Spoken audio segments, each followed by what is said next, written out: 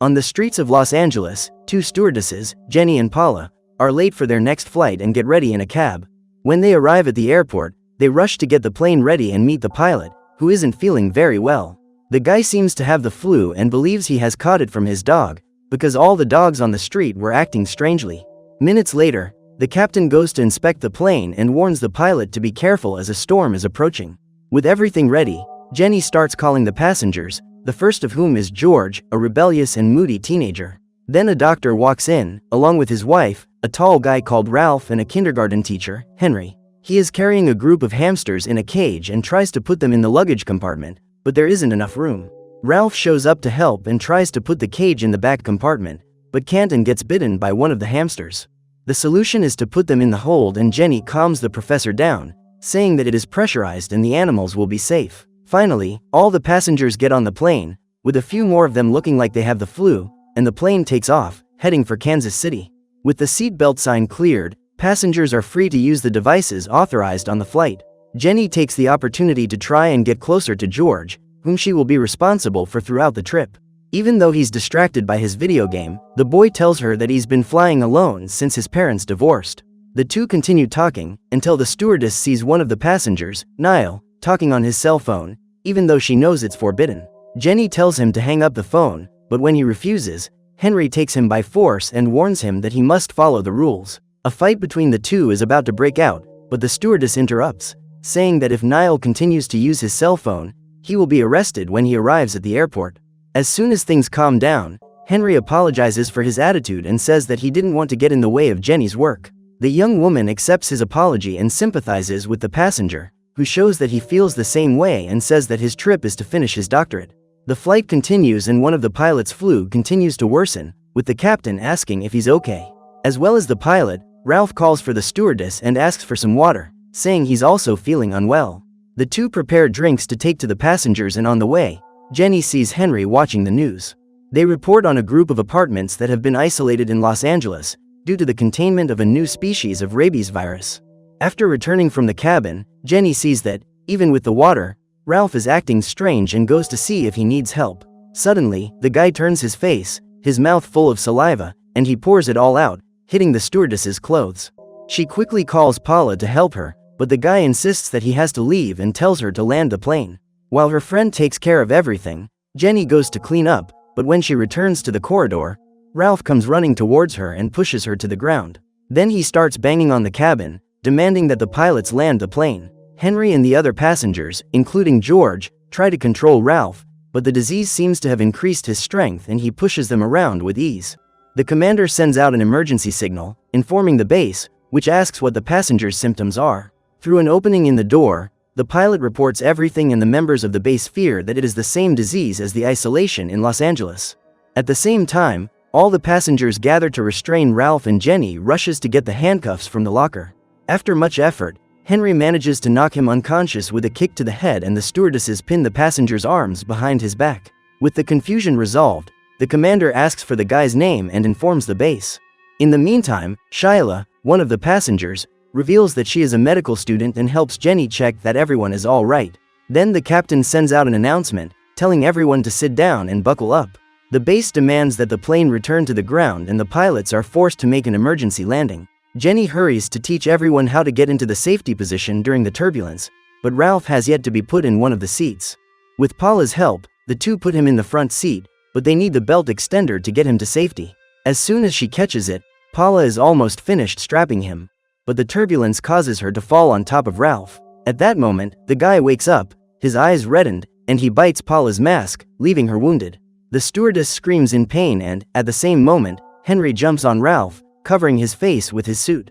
Then he and Preston, another passenger, push him into the bathroom and push against the door to keep him in. Minutes later, the plane finally lands on the runway, but the captain warns them that they cannot approach the gates. To make matters worse, Paula has a serious wound in her mouth, and Shyla tries to stop the bleeding with towels, as well as using a sedative to control the pain. The situation becomes increasingly critical, and, despite disobeying orders, the captain takes the plane to Gate 87. Once there, a ramp agent called Ed sees the plane and triggers the bridge for the passengers to leave, but the door at the end of the corridor is locked. The guy warns the team, but no one answers, so he finds an exit for employees only.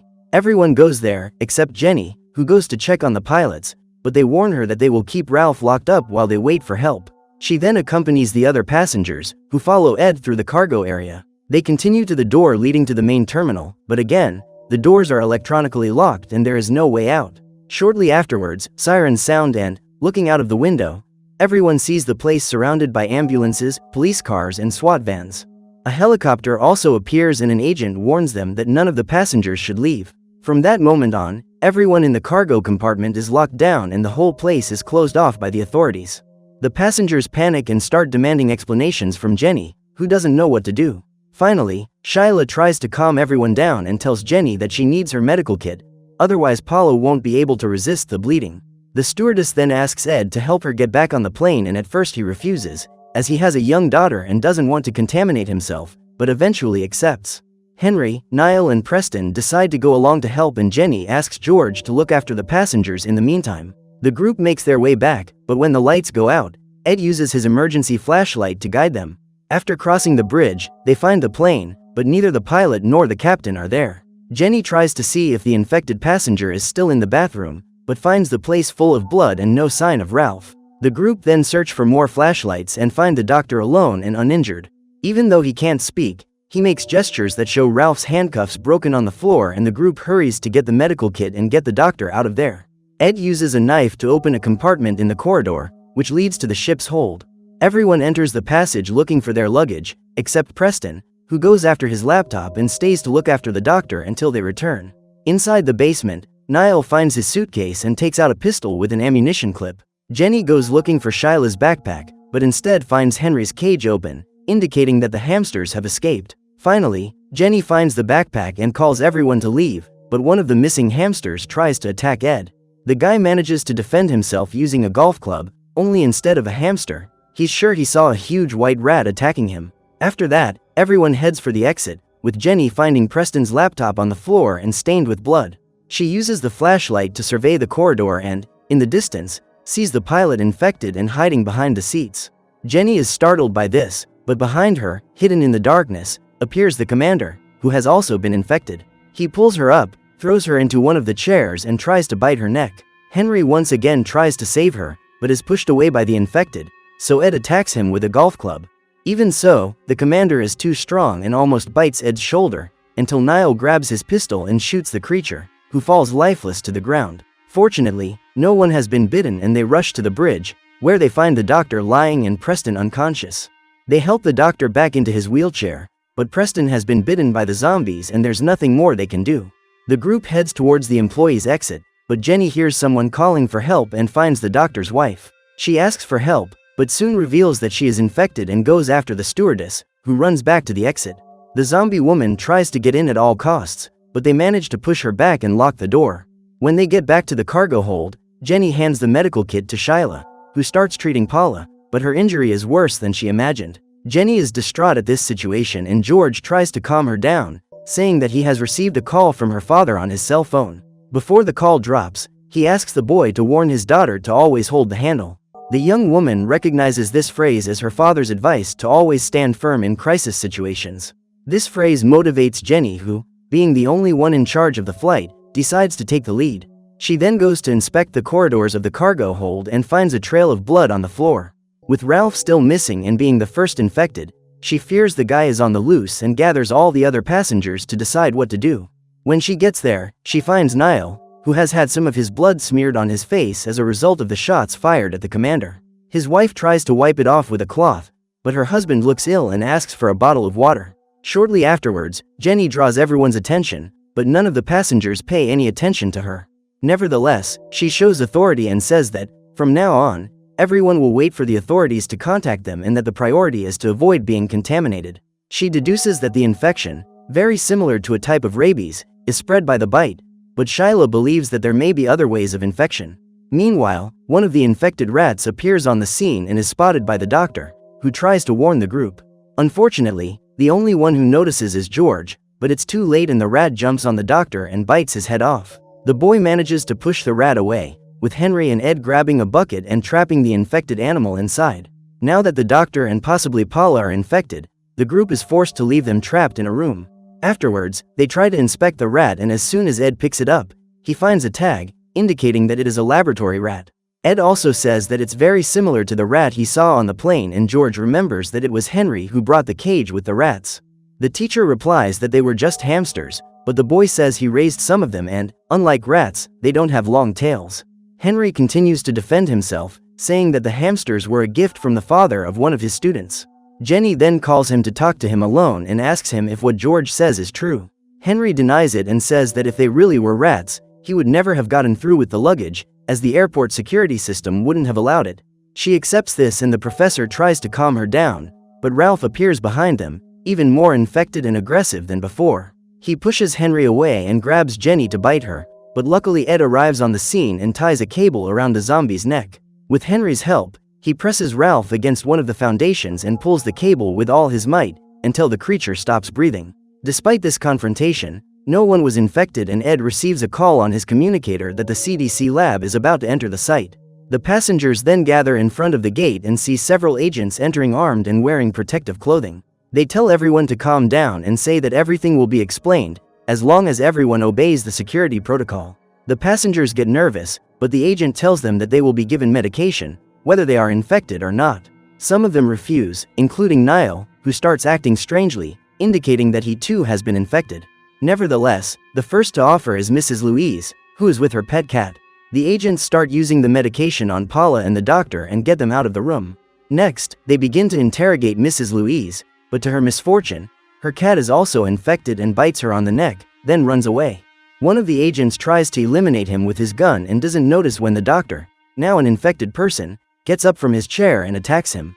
The old man manages to take a bite out of his neck and is hit by the other agents, falling lifeless to the floor. As a result, the officers decide to leave and one of the passengers tries to escape, even against his girlfriend's wishes. However, as soon as he steps out of the door, he is eliminated by several shots fired by the police. In the midst of the confusion, one of the agents is shot in the leg and forced to return to the cargo compartment. Seconds later, the passengers hear the sounds of the infected and run to hide inside one of the cargo containers, leaving only Niall and his wife to get inside. Seeing that her husband is infected, she refuses to go in, only to be attacked by him and become yet another victim. After that, the rest of the group lock themselves inside the container and start interrogating the agent about what's going on. He says that this infection came from the same buildings in isolation in the city of Los Angeles. It was discovered that, in the basement of one of the apartments, someone had created a secret cult known as End Times, and in it, a powerful weapon was developed in the form of a virus. When they discovered this, a secret laboratory tried to develop a cure, but failed.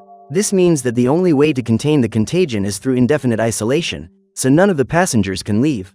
After revealing all this, the agent takes Henry's gun and shoots himself. Now there is no hope for the passengers, until Ed remembers a secret tunnel on the site of a new terminal. The group decides to follow this path, but from the roof of the container, the infected pilot appears and pulls Ed's arm. Henry tries to shoot, but the pistol is out of ammunition, so Ed tells George to press the green button, triggering the container's elevator and smashing the pilot against the roof. After that, the group heads down the corridors until they reach the office, but on the way, they don't find Henry. At the same time, one of the passengers is captured by another infected, forcing the group to hurry. On the way, they come across Paula, already a zombie, and Jenny decides to face her alone. Using a huge wrench, she strikes her former friend and pushes her off the bridge, with Paula losing her life as a result of the fall. After that, they arrive at the office and look on the map for the location of Terminal F. Meanwhile, George had hidden Henry's briefcase, and when he looked inside it, he found several files and news about the virus infection. Finally, Ed finds the map showing where Terminal F is and knows how to get there. However, everyone is surrounded by the infected in the room, but Henry appears with a loaded pistol and easily eliminates them all. On his way down to the office, Ed realizes that Henry has been bitten and will soon become infected too. However, George shows him that, inside the suitcase, he found proof that Henry was one of the creators of the virus and hid a case with a dose of the antidote. It is then revealed that Henry was part of the cult and took the infected rats to spread the virus around the world. His idea is to put an end to humanity, which continues to destroy the planet and consume its resources in an uncontrolled manner. After explaining his plan, Henry points the gun at George and threatens to shoot Jenny if he doesn't give him the antidote. Ed tries to fight him off, but Henry shoots him and he falls lifeless to the ground. He then orders George, Jenny and Shyla to stand against the wall, while he puts an eye drop in his eye. Then he takes a sample of the blood from the wound, mixes it with the antidote and puts it directly under the eye. Finally, he runs off, taking George with him, and Jenny tries to stop him, but Henry hits her with the gun. Despite the blow, she is still willing to rescue the boy, but Shyla asks her to wait and leaves in search of George. As soon as she recovers from the blow, Jenny follows her until she runs into Preston, who runs after her. She runs as fast as she can along the conveyor belts in the cargo area, but Preston is quicker and grabs her by the foot. Jenny fights back with a kick and lures the infected to the end of the conveyor belt, which leads into a hole. Preston ends up hanging over the edge and Jenny crushes him, using the iron cover of the conveyor belt.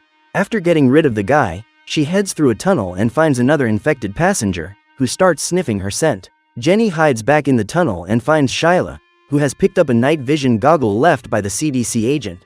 She gives it to Jenny, along with the wrench, and reveals that, unfortunately, she has also been bitten.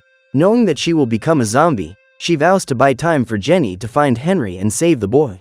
The young woman then starts screaming and sacrifices herself to attract the infected, while Jenny goes through a hole in the wall, which leads to Terminal F, wearing her night vision goggles. She follows the corridor and sees a trail of blood on the floor. Following the trail, Jenny ends up in a tunnel and below it, she finds George in the middle of a dark corridor. The stewardess calls for the boy, but he warns her that the antidote hasn't worked and Henry has become infected. Jenny then rushes down the stairs to take George away, but a drop of blood splashes on her glasses. As soon as she wipes the lenses, Jenny sees Henry appear on the stairs, and with a leap, he knocks her to the ground and begins to attack her.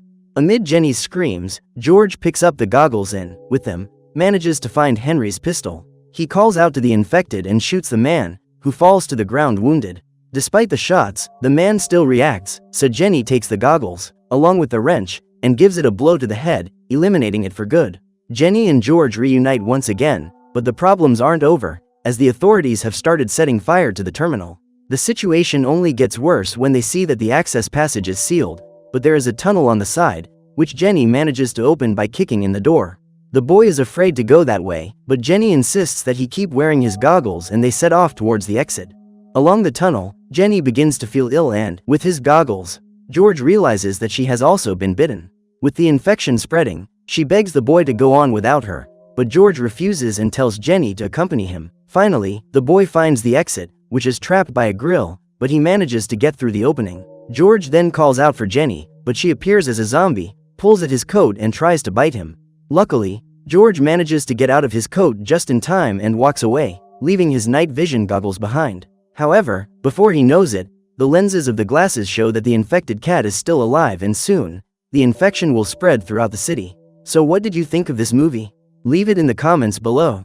And if you liked the video, like and subscribe for more movie recaps. See you next time.